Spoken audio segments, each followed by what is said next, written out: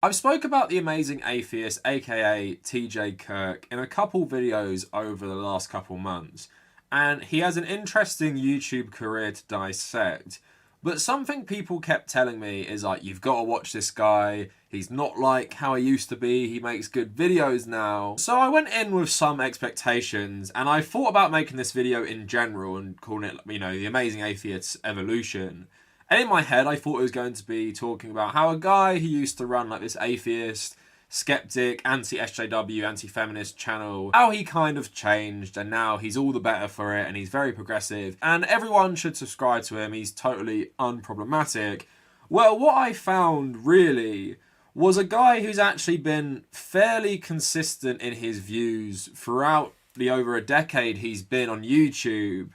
And although he has good takes about often atheism, capitalism, sometimes mainstream politics with his, you know, Bernie support and everything, he still has some very problematic views, mainly on racism. And I think this stems a lot from his, I guess, libertarian origins. He doesn't seem to like humanity too much. He says he's an individualist. But a lot of his videos on racism, even from like 1 year ago when he went on these Vaush streams, which, you know, Vaush was saying how he's changed and stuff, they're very bad and problematic. And for a guy who seems to, you know, say he acknowledges that systemic institutional racism exists in America, he also kind of seems to totally deny that.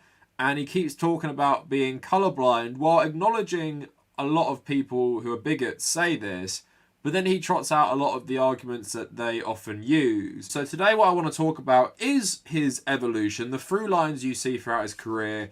And then to finish off, if you want to stay for that part, I do want to talk about his problematic views on racism. I'm going to plug my social medias and Patreon for about a minute. Skip that if you're not interested. But before we get any further, a lot of my work on this channel is demonetized because when you're covering more serious, sometimes edgier topics, YouTube doesn't like this. So if you've ever enjoyed my work, please consider becoming a patron. And you don't have to pledge a crazy amount. I want to build up my Patreon based on as many people as possible, pledging little amounts like $1 or $2. So if, you know, you feel like I have ever brought anything that's worthwhile into your life and my content, please really consider becoming a patron to help me continue to do this regardless of if YouTube monetize or not most of my videos in a given month. Also, if you want to join our communities, come check out our Discord and my subreddit. Those links in the description. And if you want to follow me personally, please check out the Kavernacle at Twitter, at Instagram, and also my personal Reddit where you can keep up to date with all my content and what I'm doing. I also stream 2 times a week, usually on a Tuesday and a Thursday, and I upload the archives on the Kavernacle Extra, and that is my second channel, link in the description. Also, I'm so close to 40k now. For every 5k we get a new chocolate orange. Let's potentially hit this by the end of the week. That would be a great thing to do. So for one of the creators of the anti-SJW sort of drama channels you see on YouTube today, which I've often argued is actually like an offshoot of old YouTube skeptics, it might surprise you that his takes on politics weren't always extremely right-leaning. Now, he said on the Vaush interview that he used to be like a right-wing libertarian. I am proud of the fact that even when I was initially on my YouTube channel a right-wing libertarian, I never fell for Ron Paul. So I was like, huh, right-wing libertarian, huh? And then it's like, I want to go back to the gold standard. I'm like, has that ever been tried? And I looked it up and it had, and I was like, oh, it didn't work. That's not a good idea. I was like, wait a minute, huh? I thought we were about freedom over on this side. Now, I don't know if he's abandoned those views in these early videos I'm going to show you. I imagine he has, because he seems to be coming at Obama from the left. But here's an interesting video I wanted to show you before I show some of his takes on like the Christian right. He's criticizing Obama for caving on the public auction when they were trying to pass Obamacare, and this was in 2009 during Obama's first year in office, where he had this majority in the Senate and the House. Basically, he just says Obama is just like Bill Clinton, and he voted for him because he thought he was like a tough guy who could get this stuff done. And he also outlines his support for universal healthcare in this video. His politics are a lot more in line with those of Bill Clinton than they are with those of Che Guevara. Barack Obama, the guy that I supported for president, The word coming out of the White House now is that a public option is not essential for this healthcare reform legislation that they're trying to get passed. Obama is weak, folks. You know, the one thing that I liked about this guy was that I thought he was strong enough to get something done. I don't agree with him ideologically, but at least he's left of where this far right-wing country is going. So I was thinking that maybe he could at least reset this country to 1996 to before the Bush era, and maybe we could try again. When someone calls you a socialist and you're not a socialist, then that's not a person you need to be reaching across the aisle to and saying, yes, my brother, let us compromise, let us work on this together.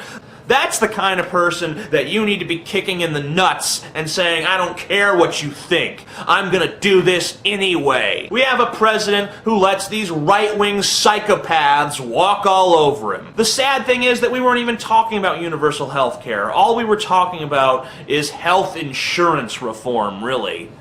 And we can't even do that. So you watch a video like that and you can see on this issue, especially healthcare, he's to the left of Obama and he's criticizing Obama from the left. So when I talk about there being a through line from this type of politics to his politics today, this is what I'm talking about, because this is some of his earliest content on YouTube. Now, like many atheists, around this time, their main fight was with the Christian right in America. So naturally, this made him more opposed to Republicans in America. So that is also something in his favor, that he's had, you know, somewhat consistent politics in some respects. So here's some videos of him talking about like the Tea Party and Republicans. You know that 89% of us believe in God. 89% want the phrase under God to stay in the pledge. But one of the stories the media covered today is the atheist group that's asking Obama not to use the word God in the swearing-in ceremony. Here we are, and I did it, giving the fringes attention. Why? Glenn, I live in the South, dude. You can't bullshit me. I know rednecks. I know that rednecks are racist and sexist and proud of it, and that people like you appeal to them. Now, of course, you would never say anything racist or sexist on the air, but you know who you're appealing to. When you talk all this populist nonsense on your television program or your radio show, you know who you're talking to. You're talking to the bigoted dumbass redneck sitting there at home, swilling a beer, not thinking about anything, just sitting there stewing in his bitter resentment. So there was a little gathering, a get-together, a shindig. A bunch of people decided to, you know, just have a big old party in Boston. It was, in fact, the Tea Party, but not the Boston Tea Party, as in the historical event, the asshole Tea Party that now exists in America, and I didn't even think really existed anymore until I heard about this. They had a rally, but it's clear that once again the cops have taken the side of the fascist assholes because they are themselves fascist assholes. So for everyone out there who has claimed that the Tea Party is not about social conservatism but fiscal conservatism, allow this debacle to be your refutation. Now, if you're younger, it might be a bit surprising that like new atheist types didn't always used to ally themselves with the right wing in a bizarre twist of fate, where people like Sam Harris will happily have more conversations with people like Jordan Peterson and Ben Shapiro compared to leftist people. But this is kind of what they used to do. And this was before the crazy stuff to do with Islam that really took off just after the Arab Spring about the refugee crisis. Even though this was like post-Iraq, post-Afghanistan, this was still part of the atheist fight. Now, around this time, he also posted his first anti-feminist video, which I've shown you before, and this was in 2009. Hello, I'm the Amazing Atheist, and today's video is about feminism. That's right, feminism.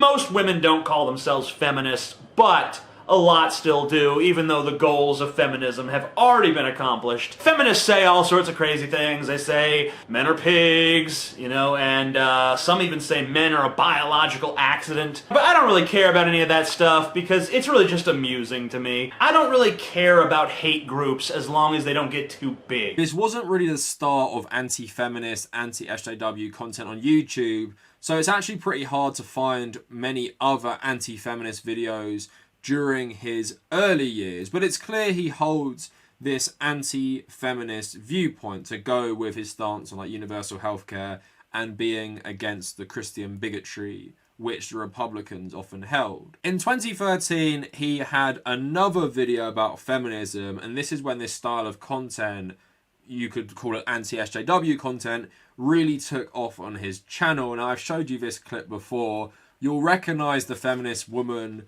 in the video because people stick that on all their thumbnails. Even today, I think it's 8 years later, she's still on the thumbnails of people like The Quartering and other anti-SJWs, and he's just talking about how unlikable feminists are for disrupting this men's rights seminar. There was a bit of a fiasco at the University of Toronto when a group of radical feminists pulled a fire alarm in order to stop a men's rights seminar in progress at the university. You can see a large group of protesters yelling in the hallway just outside the MRA group's meeting, while campus security muddles around like a lost child, powerless to get them to stop disrupting. The fire alarm then goes off and the feminists cheer like banshees, ecstatic that they've used bully tactics to silence the opposing point of view. I think I've finally figured out modern day feminism. It's basically, there's a lot of these girls and women who are completely unlikable, who are shrill and annoying and evil. And they think that no one likes them because they're women.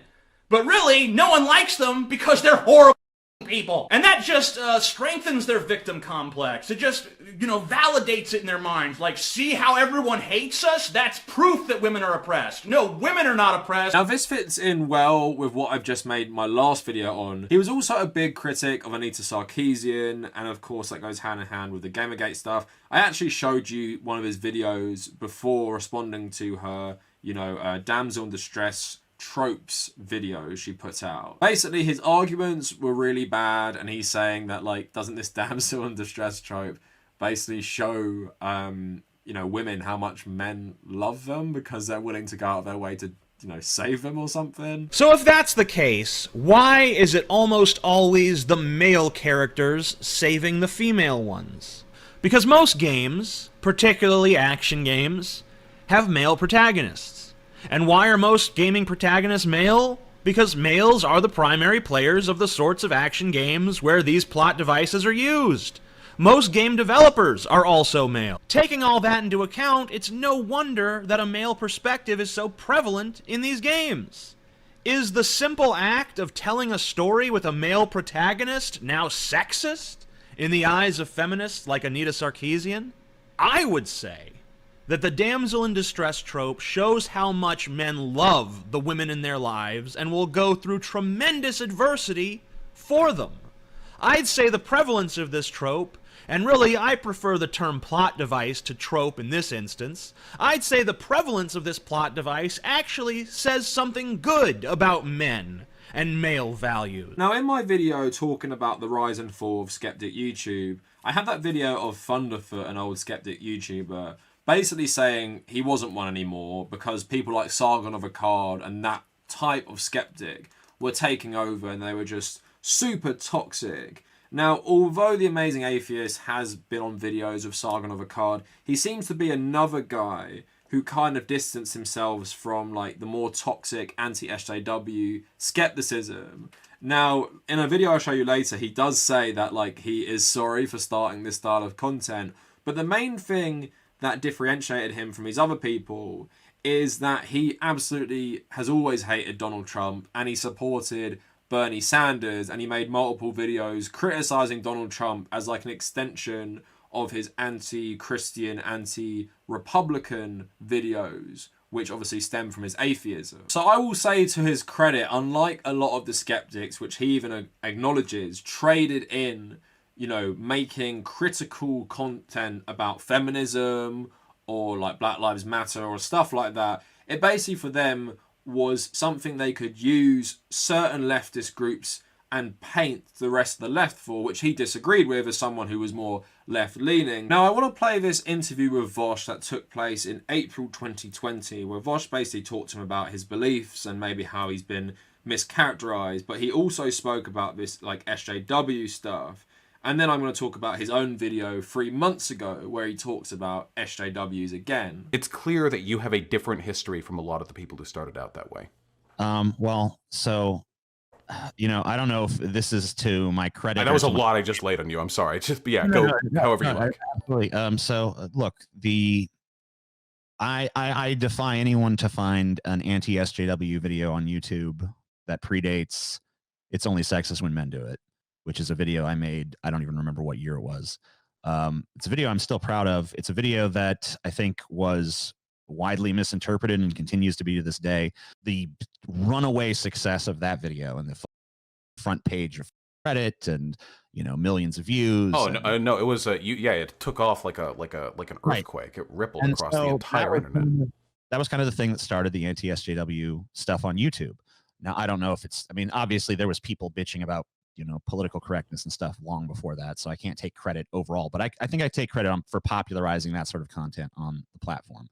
But, you know, what started to me as sort of a critique of outrage culture has become in and of itself an outrage culture, which is, you know, now you have it to the point where, you know, every artistic decision that, you know, someone in the film is being, you know, loudly screamed about by these man babies who, you know, can't handle diversity in a video game or something. You know, the minor, like, black guy shown in episode 3, minute 12, second 47 in doorway frame. This character is a lesbian. Oh, quit shoving this down my throat. So, I mean, it went from being, when I did it, I feel like it was anti-reactionary. Now I feel like it is reactionary. When I did it, it was against outrage culture. Now I feel like it's another tendril of outrage culture. It went from being like, hey, don't use this moral cudgel to control art, to and that's what the anti-SJW is now. It's a moral cudgel to try to control art. And so it became the exact opposite of what, at least on my part, it was intended to be. So there he says, like, he didn't really know where this anti-SJW culture would go, and that's why he's critical of anti-SJWs, because he sees them as an extension of this whole outrage culture he doesn't like. Now, he also says in multiple videos that he's an individualist, he's a nihilist, he doesn't like people, and he doesn't like the censorship of art. So he feels like Anita Sarkeesian, for example, was wrong for criticizing those things. And he actually went into this in a video 3 months ago, talking about, is he like a socialist and stuff. And he actually doubled down. He said he agrees with most of the content he's put out. You know, some things he doesn't agree with, but most of the stuff he feels like he was right on and it was like misinterpreted. Sophronius asks, what made you stop identifying as an anti-SJW? Do you just not want to be associated with Dave Rubin? Or do you think the arguments you made back then were wrong? I mean, it's not as simple as going back and looking at a bunch of arguments I made over a gigantic period of time and saying, oh, all of that was wrong. I don't think all of that was wrong. I think a tremendous amount of the stuff that I said back then was right. I didn't say the vast majority of that stuff I still equally think is ridiculous today, but the problem is that what I was doing when I started making anti-SJW content was just like, hey guys, look at this. Isn't it ridiculous? And now it's transformed into, hey guys, look at this. Isn't everyone who's politically to the left ridiculous?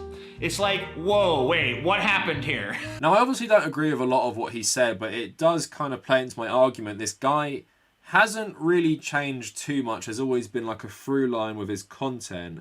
Now, of course, when you're on the internet so long and you make so many videos about all these topics, you probably will have an evolution in 10 years. So he's made like a series where he talks about like liberalism, conservatism, atheism. But the ones I want to talk about quickly as like a segue into the stuff about racism is he made 2 on Black Lives Matter and feminism. So I want to start with the feminism one as an extension of him saying he basically said nothing wrong in regards to certain things like Anita Sarkeesian. Today we will talk about feminism.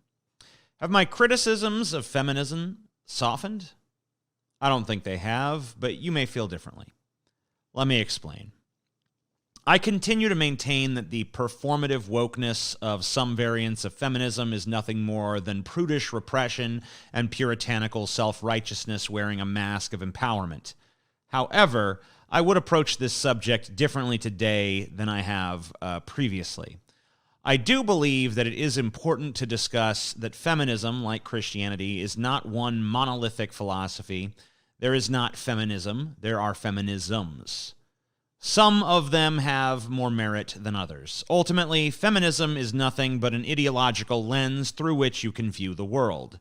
It is one of many such lenses. And when these perspectives lay claim to being correct instead of just being one way of looking at things, that is when feminism becomes an authoritarian philosophy. If the variant of feminism in question is a relatively benign notion such as people should all be treated equally and enjoy the same rights and privileges regardless of their sex or of their gender, then I take no issue with that. By that metric, I am and always have been a feminist. This is why I, along with my predominantly male and predominantly anti-feminist identifying audience, raised over $100,000 for a feminist charity helping women and girls in the developing world, helping them access education and fighting for their reproductive rights. Although I and my audience were being lambasted at the time as virulent misogynists, we were raising a considerable amount of money for an explicitly feminist charity. Few of us recognized it at the time, but in undertaking this action, we were all tacitly saying, yes, in this context, we are feminists. I am against the sort of feminism and the sort of feminists that indulge in paranoid delusions of repression where none exist, such as in their crusade to censor art and entertainment that dares to appeal to male heterosexuality. He's talking about like woke scolds, and what I really think he means is like white liberal feminism, which is something I don't like performative feminism, while not actually tackling the issues that make women unequal to men in the eyes of, you know, a sexist male-dominated society.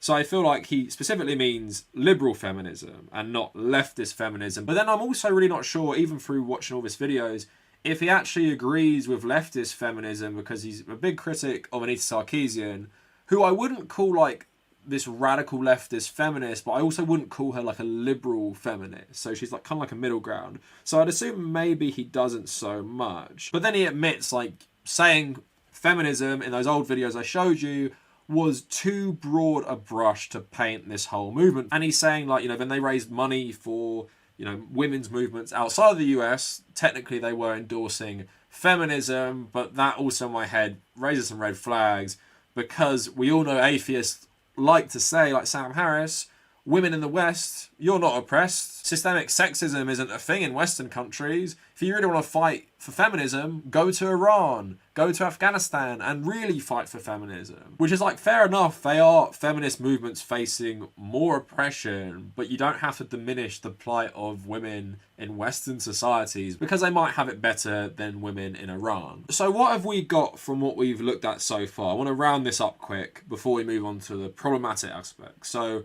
he's always seemed to be anti-corporate, and that might stem from his more libertarian beliefs.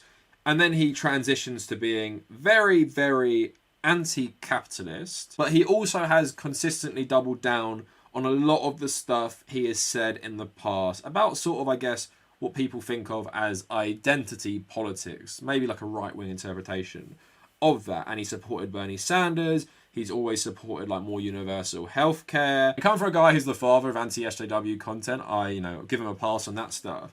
But now I want to move into the Black Lives Matter stuff. So here's this video addressing Black Lives Matter, and I'll tell you why I find it problematic. So here's just a few clips of it. There are, undeniably, those in the BLM camp to whom Black Lives Matter means Black Lives Matter more. But to the majority, Black Lives Matter means Black Lives Matter too. Formalized Black Lives Matter organization, which should be viewed as somewhat separate from the broader decentralized social movement, seems to promote ideals and policies that I find myself generally amenable to. My concern with the Black Lives Matter movement is that it continues to separate human beings by skin color and ask that we all be considered as belonging to a certain group based on nothing more than our ethnicity.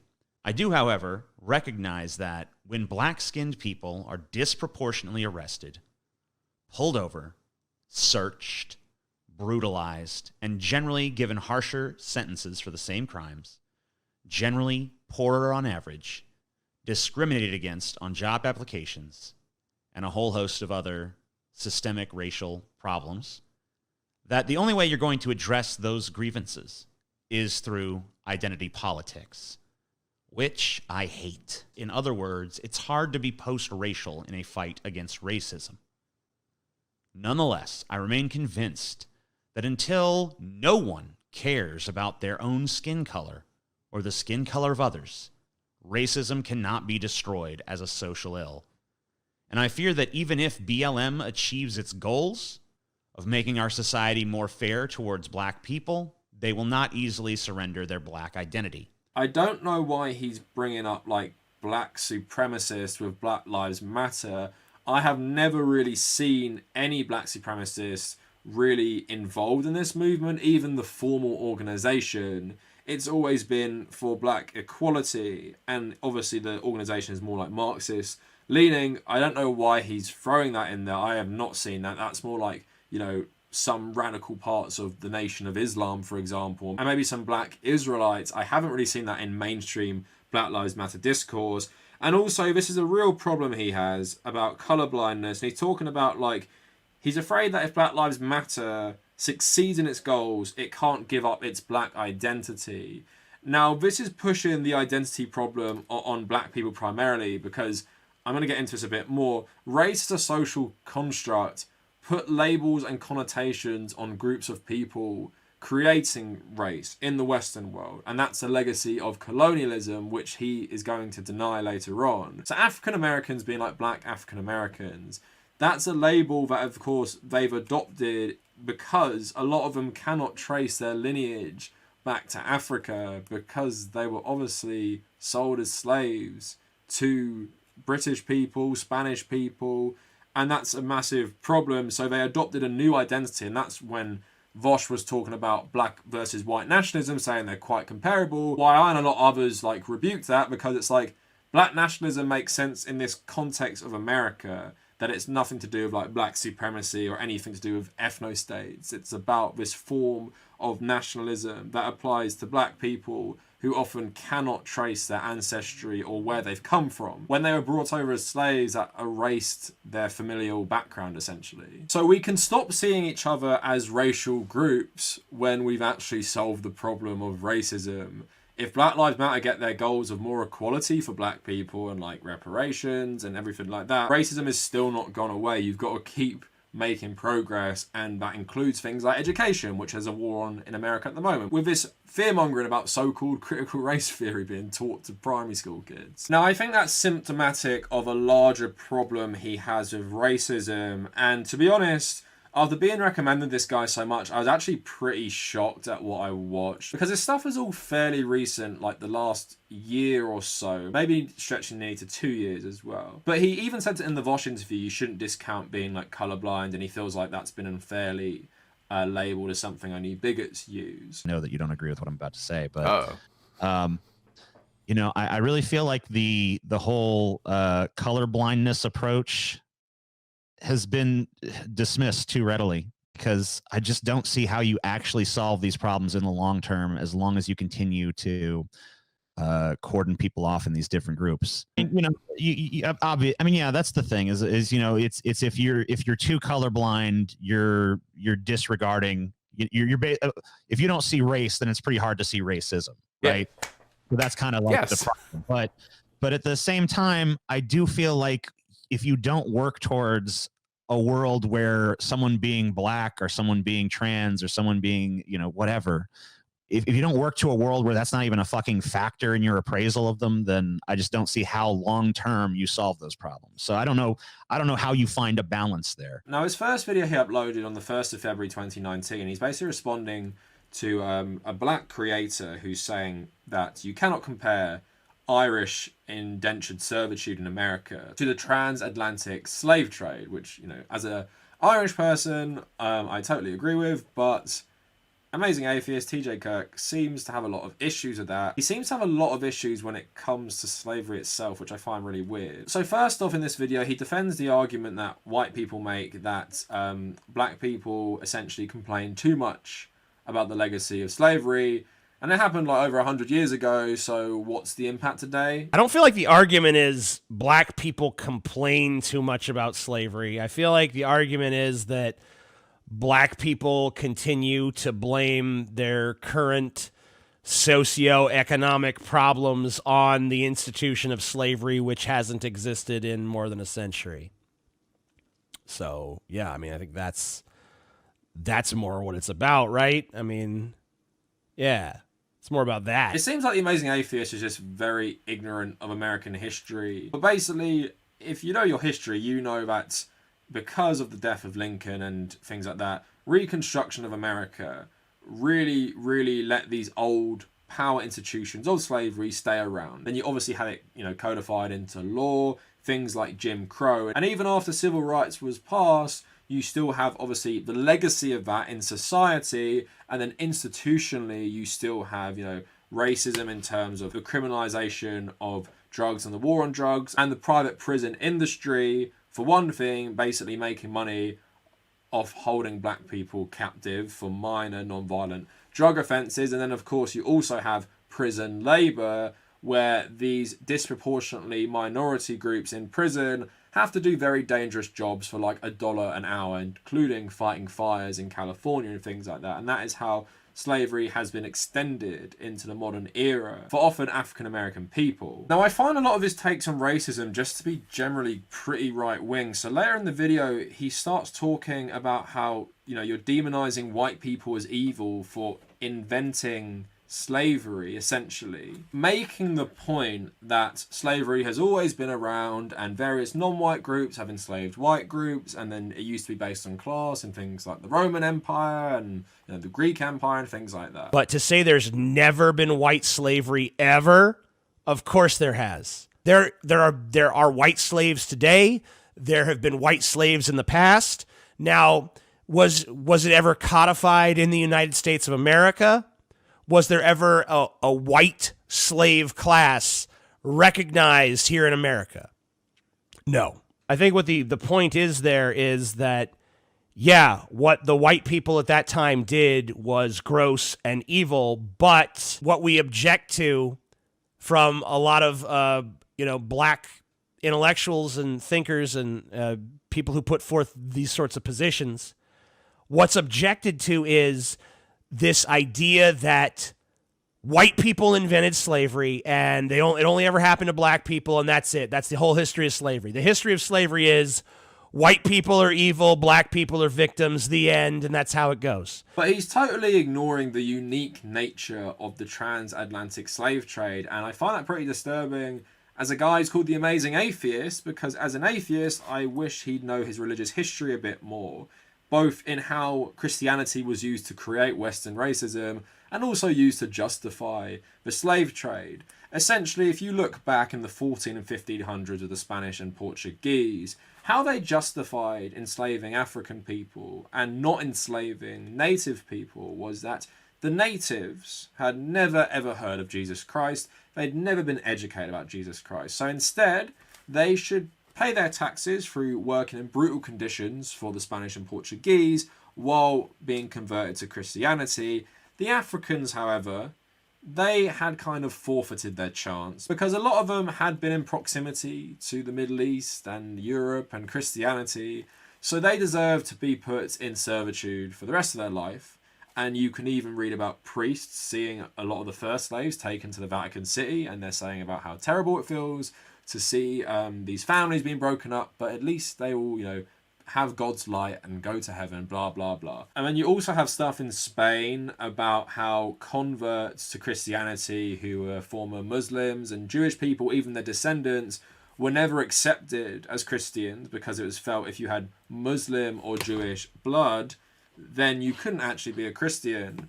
And then that's why they got rid of these people, deported them out of Spain, both of them. And then, of course, what you see with the emergence of like an Anglo-Saxon identity in Western Europe and Northern Europe is that they spun this around, said to the Spanish and Italians, well, you lot were all conquered by the Arabs and the Muslims, and a lot of you have dark features, like me, have dark hair, have dark eyes. You probably have some Muslim blood in you too. Therefore, you guys aren't actually Christians either. So just remember that when we're talking about a later video, that is the formation of modern Western racism, these events. And it gives a very unique element to the transatlantic slave trade in that it was creating a hierarchy of races where Africans were at the bottom of the pile. Then you had the natives, and then you had various other different groups, but white people were on top. And for the Spanish, they were the white people on top. For the English, they were the white people who were even higher on top because they were like more pure and Christian and stuff. So I feel like he seriously needs to have a good conversation with probably an African American about racism and the racist history of America to really understand that you can't just make weird arguments. So I think Amazing Atheist's main problem is that he exhibits a lot of the signs of white fragility, and he doesn't like the definition of racism actually being extended beyond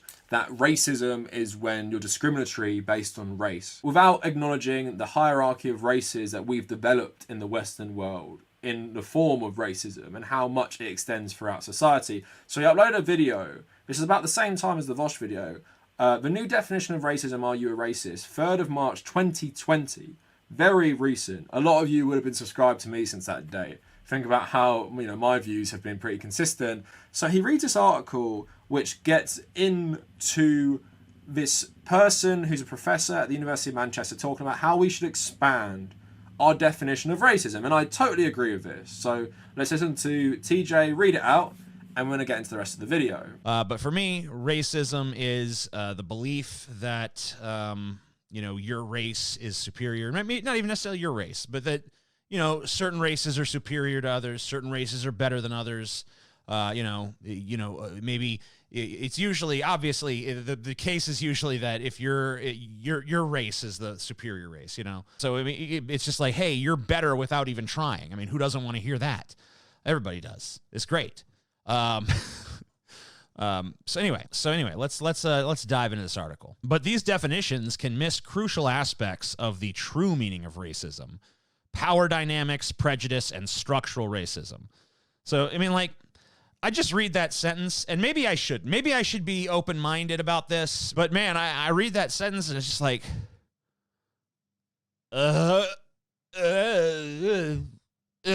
like my mind glazes over. Like, that would be the point where if I wasn't doing a video about this article, I'd just be like, next. So I guess I'm closed-minded. Professor Peter Wade, a sociologist from the University of Manchester, tells us how racism, that doesn't make sense, tells us how racism, more complex and insidious than the traditional definition, explaining that it is a system of oppression that has historically existed and continues to do so against minorities and debilitating their lives in covert and overt ways. Peter tells Metro Co. UK, racism is an ideology and a practice that produces a society in which some people systematically have less access to resources, power, security, and well-being than others. These systemic inequalities reflect hierarchical differences between people originally created by colonialism, which produced patterns of historical inequality that make it difficult for certain people to access opportunities and resources. If our understanding of racism is that it's only when people knowingly believe they are superior, then we are actively ignoring the true insidious ways it operates. It is important to understand that racism is much more than outright thinking one race is better than the other. Most of us probably don't go around thinking our skin is better than the color of other people's skin. Changing the definition of racism could bring the current disconnect between those oppressed and those doing the oppressing. Okay, so I hold the traditional definition that you guys described. And, when you talk about systemic inequalities and lack of ability to access certain resources and stuff like that, I kind of tend to associate those things with poverty. So TJ seems to reject this definition of racism, one that I would agree with, saying that it's, purely based on this definition about, if you think you're superior to someone, no matter who you are, and discriminate based on skin color, and that's the real definition of racism. So the article goes on to talk about racist microaggressions, that even if you're not a racist person, you might do these things that can easily be interpreted as very racist. Now, he goes through them all, talking about, is he a racist based on these things?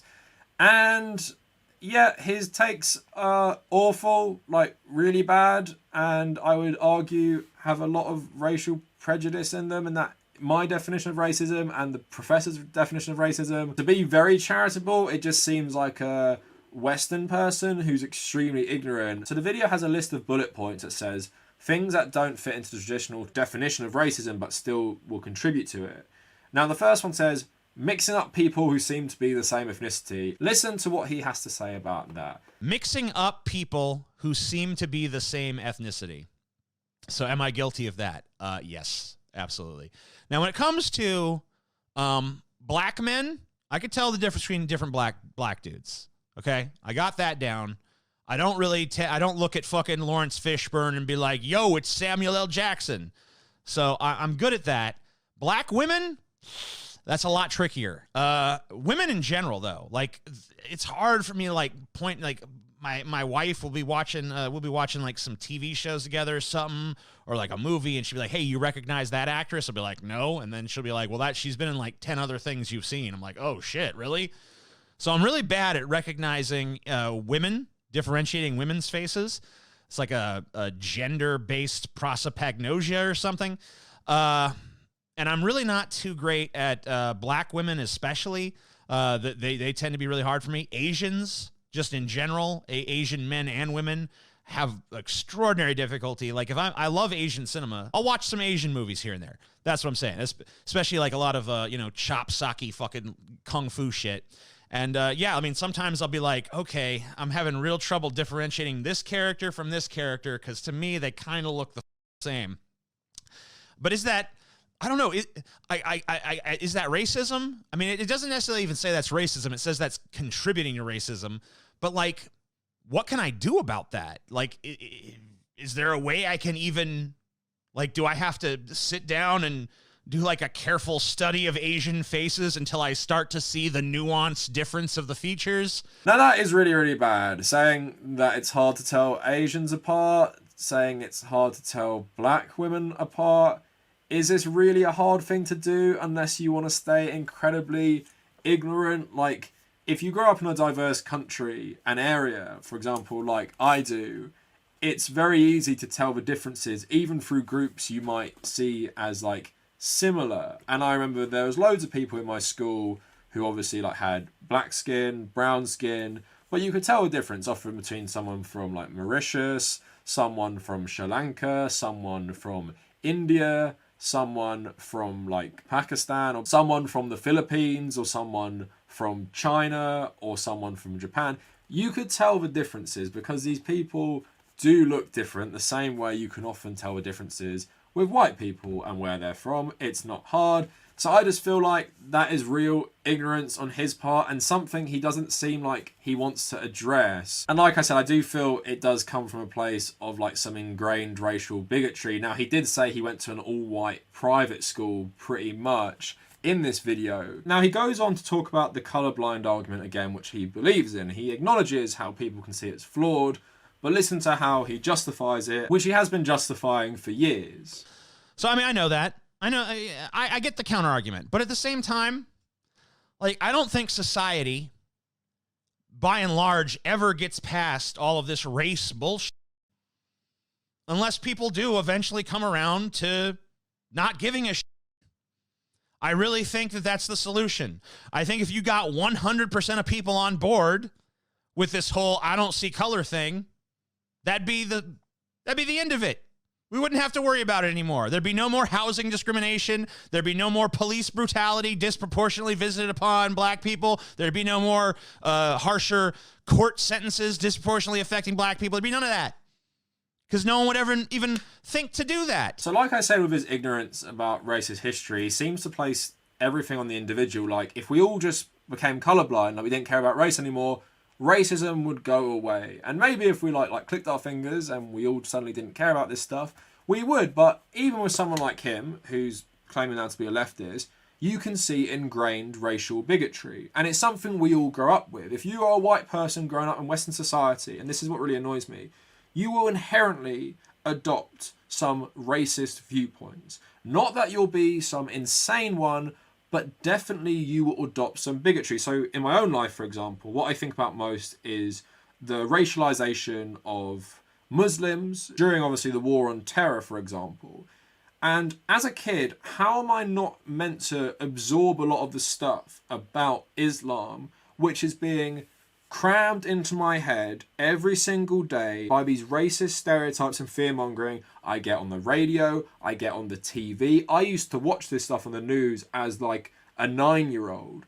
And how do you think that stuff affects your mentality? And I think the way it affected my mentality is someone who, you know, I went to school with Muslim people, I grew up with Muslim people. But when I got older, it made me more primed for arguments by people like Sam Harris about Islam. And that is something I had to wrestle with as I got into adulthood. Before, when I was about 21, just being like, I do not believe any of that stuff. But that's a way I was indoctrinated. And lucky for me, obviously, because I come from like an immigrant background, and I went to like a very diverse school. You know, where I went to school was one of the most diverse places in London. I was lucky to have that exposure of like different cultures and races, but still as like a white person in Western society, you do have these prejudices. So how do you get rid of that? Well, for me, a lot of it's to do with capitalism. If you grow up in an area like, he says, Louisiana, all white school, imagine the sort of stuff you hear there. Imagine the radio, imagine the TV. That is what you've got to dismantle to get rid of racism, because as a society, and as a society that is systemically and institutionally racist, the incentive for doing this stuff is because of the power structure where white people are at the top and maintaining that power structure. So it's weird for someone who's very anti-capitalist. He does not understand how intertwined capitalism and racism are, especially in countries like the United Kingdom and America. So it's very frustrating that with his own sort of problematic aspects to his views on racism, he also kind of frames it as like an individual thing. Like, we all just have to stop believing it. But it's so hard to stop believing it for most people when you're indoctrinated in it since birth. And most people will keep being indoctrinated in it throughout their lives, especially if you stay in your bubble. And we see with like the war on so-called critical race theory, this is a reaction to more people learning anti-racism or learning the real history of America and how it's always been this white supremacist state and everything. And that's what we need to dismantle. And we need to teach people education and how we have built this system of capitalism as an extension of racist colonialism, where non-white people were worth far less. And that is something I think leftists in general need to accept. Now, that is my main problem with him, and I think that's a massive problem with him. And if you are a non-white person who never wants to watch this guy, I cannot criticize you for that at all, because these are very problematic stances he's taking, and I didn't even play you most of his videos. It is just a couple I found from the last 2 years. Now, I think this points to a larger problem before we get into a conclusion about the Amazing Atheist, a larger problem about leftist people being very willing to accept former reactionaries or anti-SJWs into our movement, especially if they're prominent creators. So you have people who seem a bit more apologetic, like Hunter Avalon, for example, although I do find his switch to be quite abrupt in that he was still collaborating with people like Sargon like 2 years ago, maybe even less. So I'm always skeptical of these things because I know in my own life how hard it's been to deprogram myself. And I wasn't a far-right reactionary. I was just your pretty average centre-left dude growing up. And I had to deprogram myself from so much stuff. So then it's not surprising sometimes when we accept these people and people tell me in the comments, Amazing Atheist, he's great now, go watch him. And then I stumble across stuff like this when I'm watching him. And I think there's a lot of creators, I'm not going to name any really because I don't want to get into some drama, but there's a lot of creators that the left have accepted without kind of really either fully vetting their beliefs now or without them really apologising for who they were. So the Amazing Atheist says most of the stuff he said is fine. And that's how, despite him being anti-capitalist and generally pro-equality, you still get him saying problematic things like I've shown you in the video. So I'm not saying you can't make the left the broad tent and everything like that, but I think in terms of the creator space and YouTubers, if you're coming over to the left and putting yourself within like the BreadTube proximity and you have like 1 million subs, probably billions of views, you have a lot of fame on this platform, so people will automatically kind of look to you as an authority figure. And then of course when you're saying stuff like how bad capitalism is and how bad lots of discrimination is and how bad Trump is and how great Bernie is, people will be very welcoming to you. But then they might also possibly be influenced by your old views, which kind of come through in a lot of aspects, particularly for the Amazing Atheist case, racism. And when you don't significantly realise your role in radicalising people in the past or being part of this pipeline, and you come out of this stuff, it kind of makes me less accepting of you as a person. Like, yes, I'd rather people watch you than a couple other people, but at the same time, being a leftist for me and being on the left is about racial equality. And a big part of that is acknowledging the racist society we live in, not talking about black people moaning about slavery too much when that is clearly still a part of our society. The legacy of that is still very strong. Not talking about like being colorblind, because that's ridiculous. If we're trying to get rid of racism, talking about being colorblind is just a fantasy when we live in this society. And also being very anti-capitalist, but not realizing how that plays into and helps prop up a racist system. Again, these are very legit criticisms I've got with his content, and something I feel like he needs to do a lot better on, especially if he's someone who wants to be like a more prominent voice on the left. It's very great to be anti-capitalist and pro-Bernie, but your anti-racism seems very, very hollow. But overall, an interesting creator to look at, someone who seemed on the surface to have made a radical shift in their politics and had a massive evolution, but when you really dive into it, you can see it's a bit more consistent with that, with some evolution on his social views above his views on, I guess, economics and healthcare and things like that. So you guys told me to check this guy out. I checked him out. Let me know what you guys think in the comments. If you want to follow me on social media, at the Kavernacle on Twitter and on Instagram. Check out my subreddit and Discord if you want to chat and join the community. Also, check out my Patreon. I believe this video will probably be demonetized based on all the stuff I've said. But hey, my JonTron video wasn't, so let's see. And if you made it this far, thank you for watching.